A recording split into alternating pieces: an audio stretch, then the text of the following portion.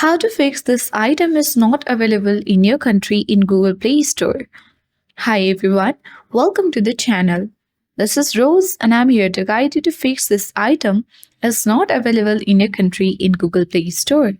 So do watch the video till the end and without any further ado, let's dive right into the video. First of all, launch your Google Play Store application on your device. After that, in order to fix this kind of issue or error in your Google Play Store, simply you need to change your country. For that, go to the profile icon at top right corner of the screen.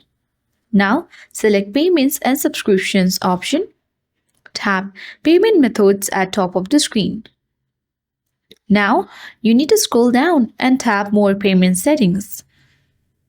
After a while, you need to choose the browser in order to open. After a while, this kind of interface opens on your screen. Tap Add a Payment Method.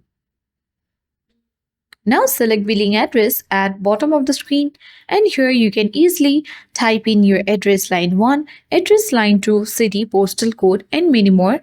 After a while, you need to tap the Save button and your error will be fixed. If it's not working, you can simply use any VPN to change your country.